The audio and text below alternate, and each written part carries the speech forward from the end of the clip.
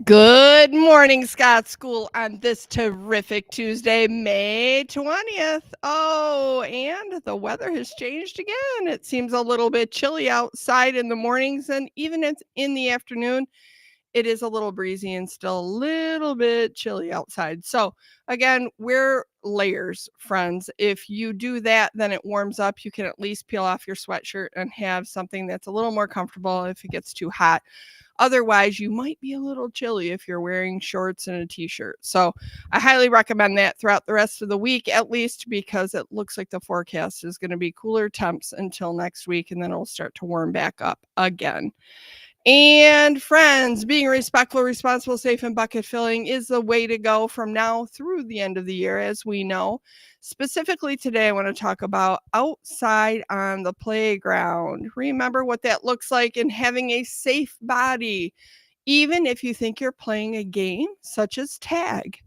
Tag requires us to touch someone. And so when we're running and we're tagging people, it's called physics, friends. When you're running, science shows us that something in motion stays in motion until it cannot stay in motion. So if I'm running and I tag somebody, more than likely I could push right through Mrs. Schwartz and she might trip or fall, or just the force of that could cause her to fall over. And then that creates some feelings. And we know our zones of regulation really starts to kick in because some of our feelings change from different zones of not preferred feelings, I guess. I think we get a little upset by that. And plus, we want to avoid injury. So, making sure that you're making good choices. Tag is a specific game that should be played at home if your grown-ups there allow you to do that, not at school. So it was reported yesterday that even on the climbers, some students were playing tag, and that is especially dangerous because those climbers are requiring you to use some of your physical skills to make sure that you're balanced and all the things.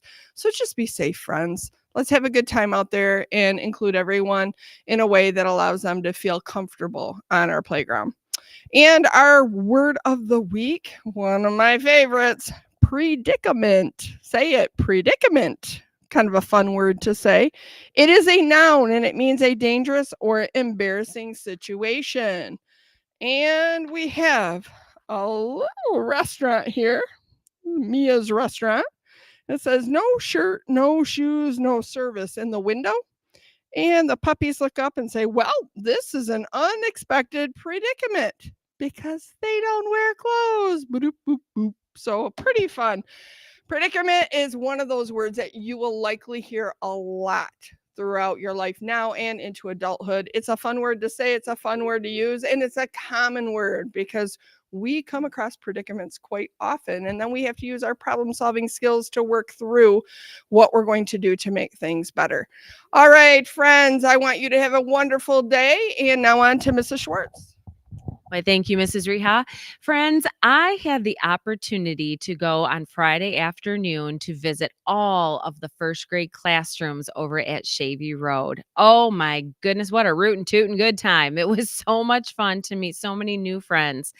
Those first grade classrooms are going to be visiting our school this week. And in fact, they will be visiting this morning, Tuesday morning, and then they will also be visiting Thursday morning, and they're coming in shifts. And so you will see Mrs. Reha, Mrs. B, and myself walking classrooms around the school, giving them a tour. I know, we know, oh my goodness, you will show all of your best Scott School behavior, being respectful, responsible, and safe. And in fact, when I was in the first grade classrooms, many of the teachers, many of the Shavy Road teachers were bragging about Scott School and how quiet our school is, especially in the hallways, even when kids are transitioning. And they were telling the first graders they're going to have to work really, really hard when they come over for their tours. So that just filled my heart because you have teachers in other buildings bragging about your awesomeness. That's pretty incredible.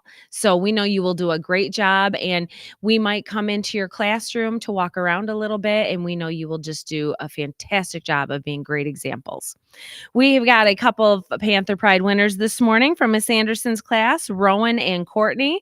From Mrs. Carr's class, we have Ryder and Everly. And from Miss Fleagle's class, we have Lucy, Enzo, Ephraim, and Maddie. Congratulations, my friends.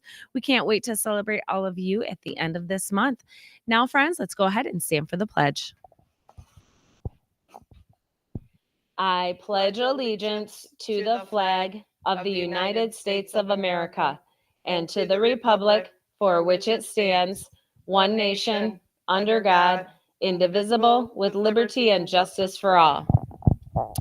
Have a truly terrific Tuesday, Scott School.